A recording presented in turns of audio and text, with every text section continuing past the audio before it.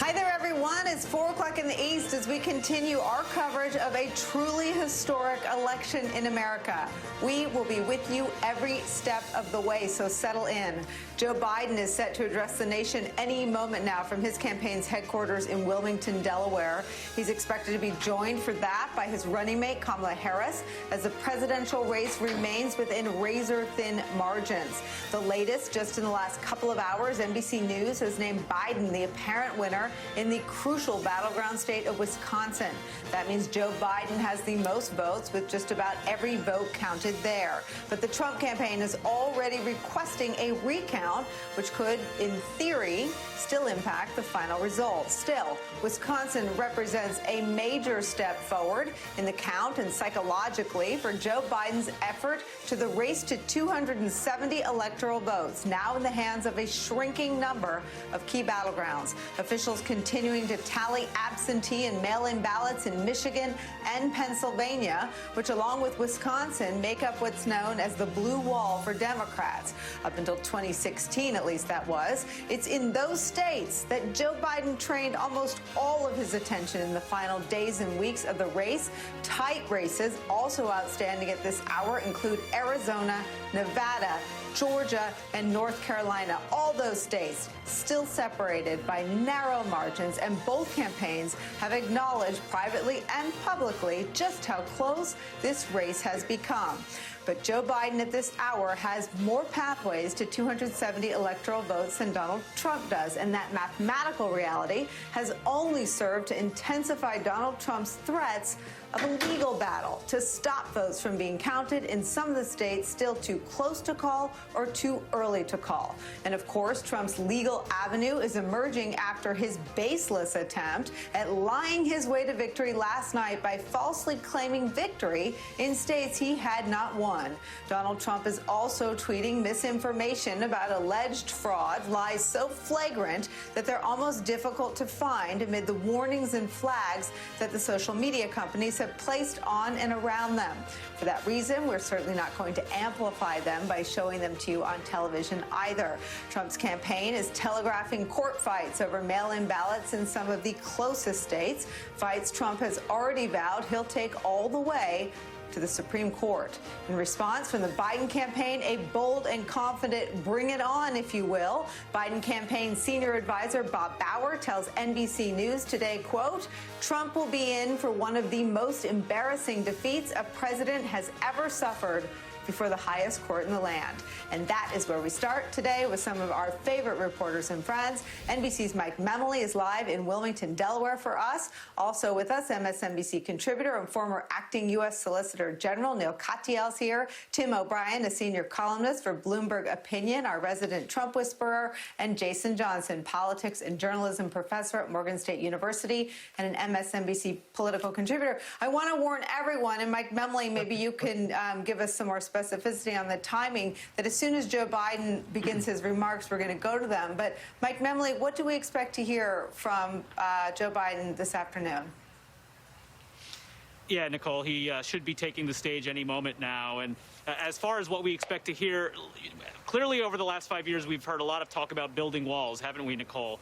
For the Biden campaign, the path to 70 electoral votes involves rebuilding that blue wall throughout the Midwest that Donald Trump stormed through in order to get to the White House 4 years ago. The call for Wisconsin today, with NBC News declaring Biden as the apparent winner there, was a very important first step, because if you look at the battleground map, he's, other than Nevada, which the Biden campaign believes they are on track to win as well, the rest of the states on this map are all states in which Donald Trump won and where the Biden campaign thinks they do have chances to win as well. Now, the problem with this blue wall path for the Biden campaign is it's also the one that induces the most heartburn for Democrats in a tight result, which clearly we're in because of the late count, because of the mail ballot issues.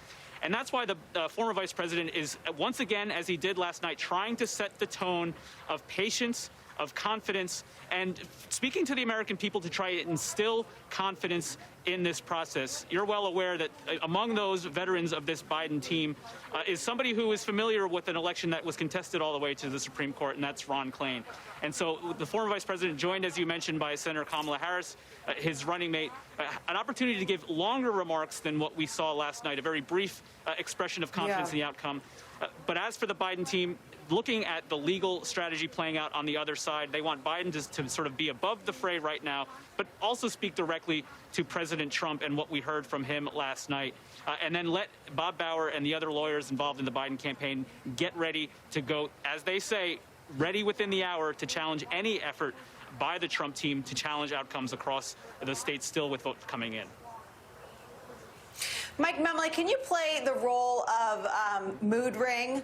What was the sort of process? I was stunned by just how clear-eyed the Biden campaign was and how similar their view of the race was, really all the way back to Sunday morning to the Trump campaign. They saw Biden's clearest path, as you said, those 3 states. I started talking about those 3 states while everyone was hanging on every, zip code in Florida, and I said, this is not their plan. Their plan was always Wisconsin, Michigan, PA, and they're really optimistic about Arizona. Can you talk about everything that sort of swirled around them as the night seemed to break some Democratic hearts, but really didn't seem to knock this campaign off their game? Well, obviously, in the final weeks of a campaign, it's always hard to separate the spin from the confidence from the reality. And you'll remember it was just about a week or two ago that the Biden campaign released a memo from Jen O'Malley Dillon saying we should not be complacent, that Donald Trump still has a very real chance to win this election. They always felt confident in what they saw as the 2018 model for a huge turnout for Democrats, especially suburban women, the Obama coalition, as you would call it, African Americans, Latino voters, which, other than South Florida, did turn out in big ways for Joe Biden.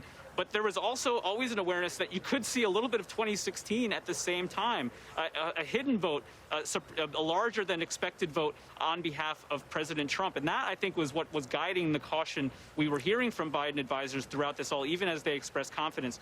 I think, obviously, last night, everyone hoped for a quick and convincing and clear victory. But as the night went along, they were all talking about the word slog, the long slog mentality, as somebody else has put it in my conversations with the Biden campaign. Nothing is ever easy for Joe Biden, and nothing is going to be easy for anybody in 2020. So very clear-eyed about this, and they remain so, even as a lot of Democrats are obviously rightfully concerned about what could be a protracted fight in the courts.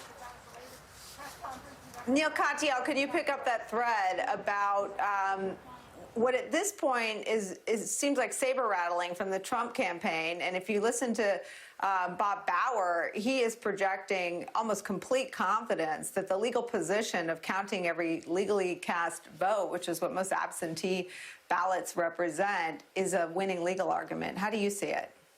Exactly like that. You know, if I'm Joe Biden right now, I'm feeling really good about where things are. It is always, if you look over the course of American history, always a losing strategy in the United States to try and block the counting of votes. And that's really been the central Republican strategy, Nicole, for the last several weeks. You know, you can't vote by mail, can't make it easy to vote, toss out anything without a perfect signature, on and on and on. And it's a bunch of delay tactics to forestall what is inevitable. Chicanery is not going to work here. And it is really disturbing to see our president go effectively the full Putin here and claim victory in places like Georgia on White House grounds when, you know, he may lose places like that. And, you know, I was glad to see people like Rick Santorum and Ben Shapiro, who aren't exactly, people who criticize the president, saying, hey, don't behave this way. This is deeply irresponsible. But when it comes to the litigation, I think right now the Biden folks are in a really good position. Trump has just said he's going to file 2 lawsuits in Pennsylvania. They contradict each other. The first one, he says, is to stop the counting of votes because he claims to be ahead and he doesn't like the trend lines. The second one is a complaint that the counting of ballots is causing too much delay, that he's complaining about the delay in the counting of ballots. which makes no sense. One says stop, the other says go quicker. It's a ham-handed effort here. And so Bob Bauer, I think, is absolutely right. Go ahead, make my day, file these lawsuits.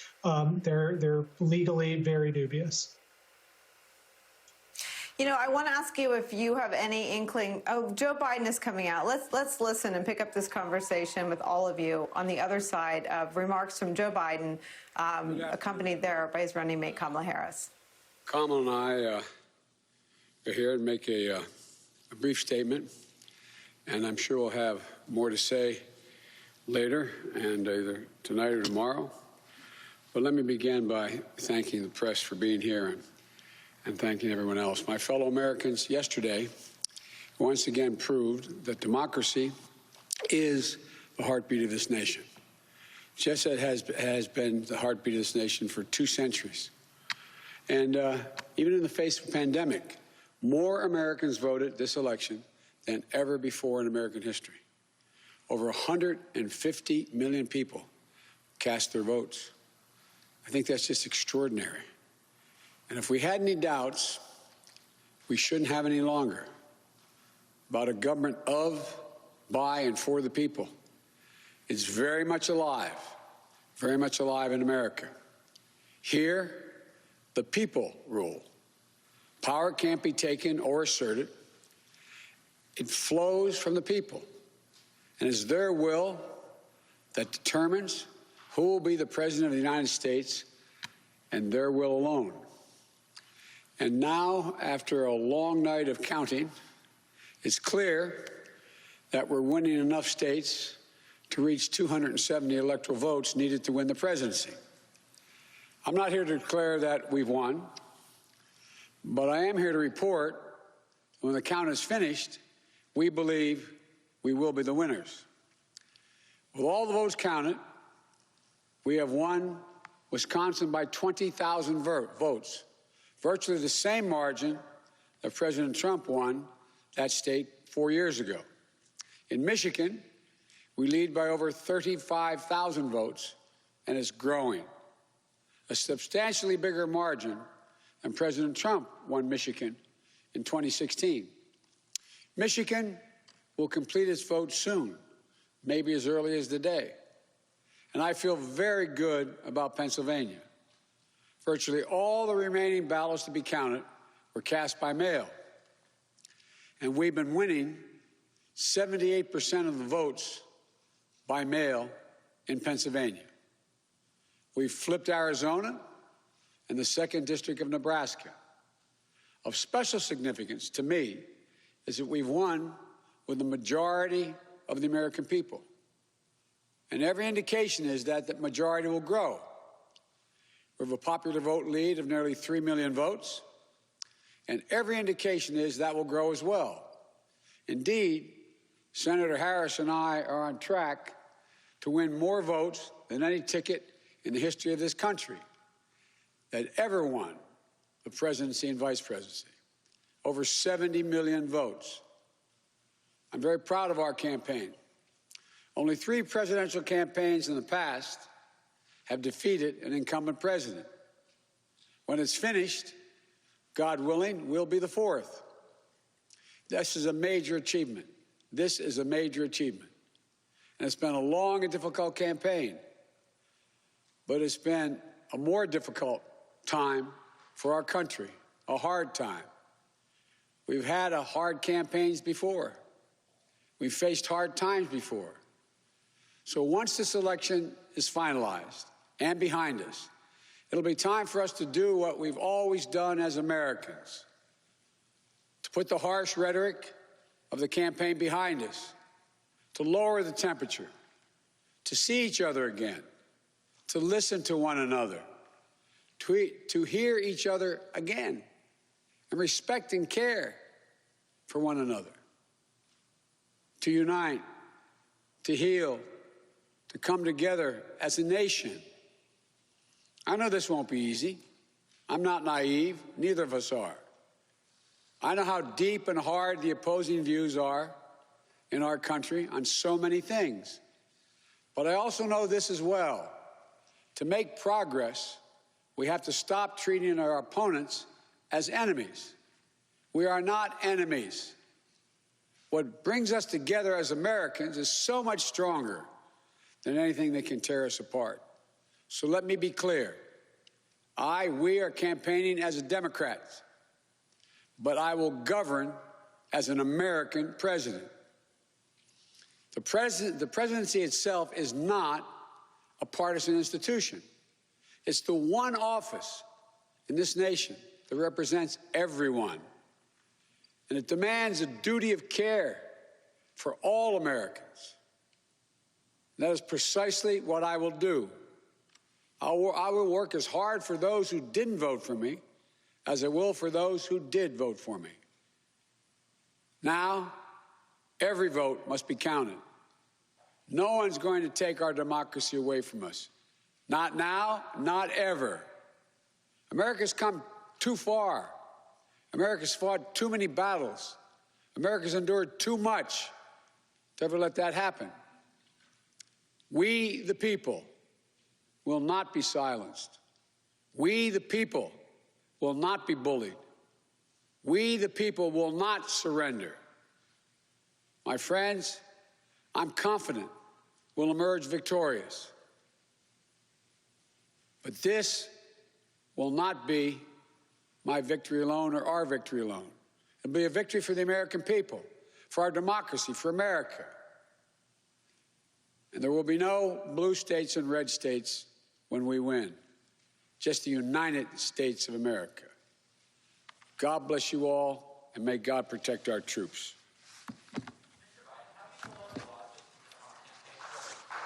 Thank you.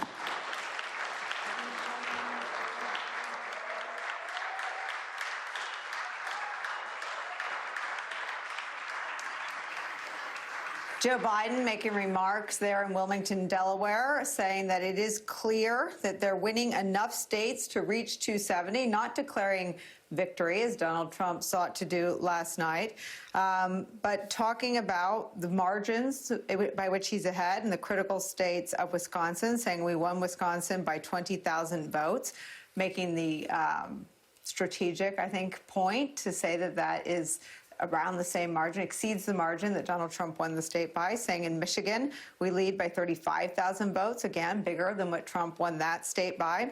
Interestingly, he said, I feel very good about Pennsylvania. A lot of questions out there still about Pennsylvania. And again, it's not Joe Biden's only path to the presidency, making the point that we know drives Donald Trump crazy, saying we won a majority of the popular vote, that the lead is now 3 million and expected to grow.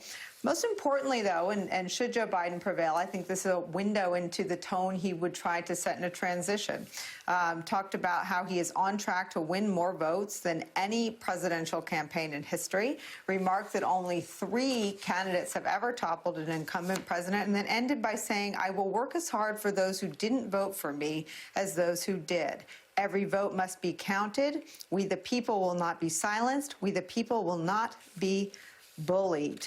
Neil Katyal, are these messages designed to lead, messages designed to frame a legal challenge, or just messages for this extraordinary moment in the 2020 presidential campaign? I think we just heard a message that you are now listening to the next president of the United States. That's how it sounded to me. Nicole, yeah. I'd isolate 3 kind of key moves. First, he begins with this phrase, here the people rule.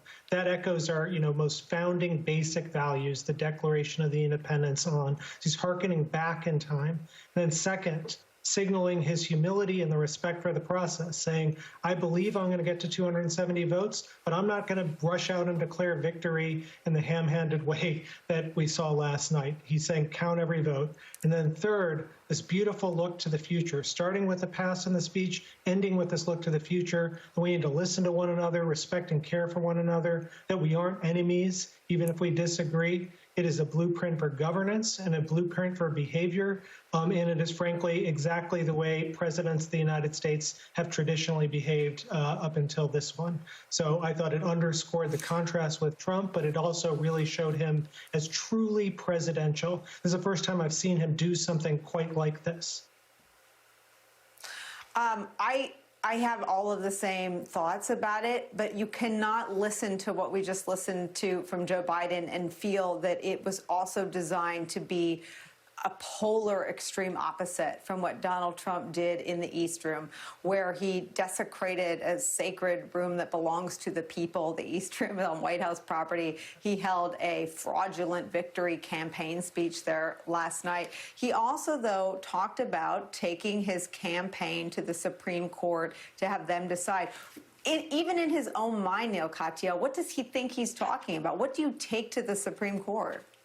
Dios míos, I have no idea what the heck he's talking about. You can't just make it so and wave your wand and get a Supreme Court case. I just argued a case in the Supreme Court this morning. It's been 2 years in the making, and that's actually pretty quick. So you got to bring it up through the system. You got to start in the trial court and so on. So I think he's talking about, this other litigation that's out there, and it's certainly possible that something ultimately will get to the Supreme Court. But I don't think so far, looking at the tapestry of litigation out there, nothing seems to have a tremendous amount of merit or enough to help Trump at this point. So I think this is a bunch of saber rattling right now. Jason Johnson, I want to come to you on what this election says to you about the conversation we have had day after day after day about the vastness of this president's sort of atrocities in terms of his disdain for the office he holds and the way he has treated people who he views as not his people. And often they are people, voiceless people, migrants that come here, asylum seekers that come here, African-American men and women calling for a racial reckoning. I mean, what does the election result say to you about the country's disposition around all those issues? Well, it says a couple of things. I mean, one, Trump's reaction and saying that he's going to run to the Supreme Court, which is essentially the equivalent of I'm going to call the manager because I can get what I wanted, shows his disdain for all people, right? I mean, because we have to be clear, Donald Trump doesn't seem to like anybody. He may have a particular disdain for black people. He may have a particular disdain for children at the border. But remember, this is a guy who left his own supporters out in the middle of a tarmac and hopped on a plane. There is nobody who Donald Trump likes. I don't even think he likes his kids. So the contrast that we're seeing here is that America, by the slightest of disturbing margins, decided they wanted to pick someone who doesn't actively dislike the people who gave him the job. I am disturbed by the fact that not enough Americans made that decision. I'm disturbed by the fact that you have large numbers of people who are like, yeah, a guy who leaves people out in the cold and 250,000 people die of COVID and harasses women and everything else like that. I want a little bit more of that, and I don't really know if I wanted the other guy. So this election actually shows me a lot of really disturbing things about this country racially, very disturbing things about this country from a gender standpoint. And I have to say this, because if Joe Biden becomes president of the United States, and I hope that he does, because he is not a dictator in the making and he seems to be a decent guy, I will immediately turn around my hat and be excruciatingly critical of him, because you cannot come into this White House with the idea that these people aren't the enemy. They are. The people chasing the Biden-Harris truck out of Texas, they are the enemies of democracy. The people right now attacking vote counters in Detroit, they are the enemy. Kyle Rittenhouse is the enemy. Mitch McConnell is the enemy. And if there's one thing that Democrats should have finally figured out in this campaign, you can't treat the Republican Party with kid gloves, because they won't treat you that way. I hope Joe Biden just gave this speech to sound nice, because everything isn't locked down yet. Maybe Senator Harris will have this idea should she become VP, but they have to go into this realizing they're in a war. The war for the soul of America will not end once he's inaugurated, and I hope he remembers that.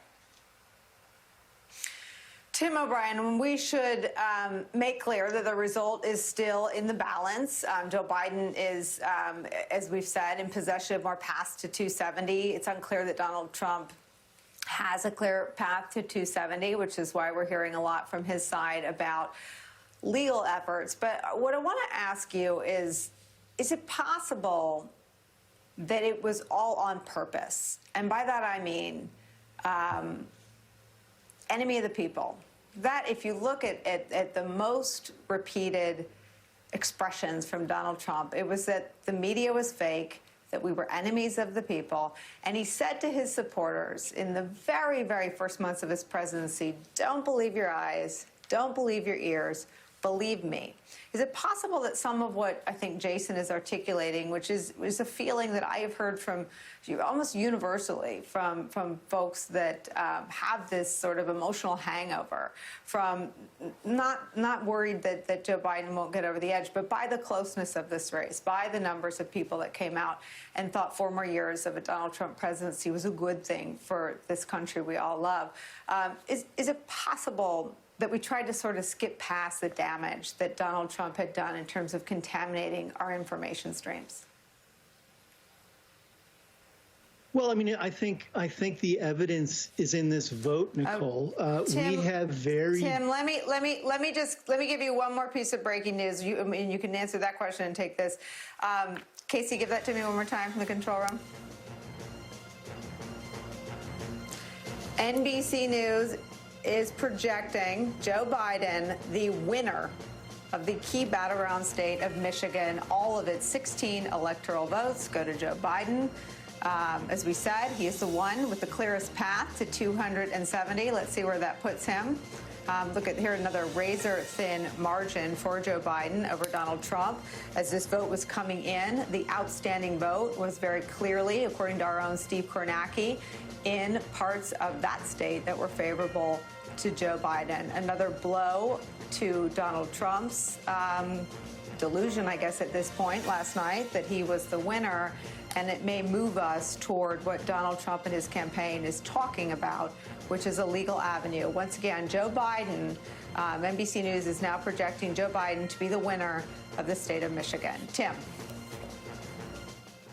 Well, Nicole, I'll happily take that bit of news because I think it just firms up what we all should, I think, have faith in, that Joe Biden is going to be the next president of the United States. I think he will comfortably get past 270 electoral votes. I suspect he'll be somewhere between 280 and 302 or 303. I think Nevada and Arizona are likely to come in for him. Georgia is still up in the air and trending well towards Biden, possibly, as these late votes get counted. And I think in the context of the question you just asked me, it's important because a handsome plurality of American voters are doing the right thing here. They're voting for someone who is a responsible and conscientious leader in the face of a dangerous demagogue and racist who has set out from day one not to unite the country, but to divide it. And he has been successful. In the context of your previous question, the vote that came in last night just shows how much further this country is divided geographically, demographically, by race and income. And we have a lot of work to do. And Trump has been successful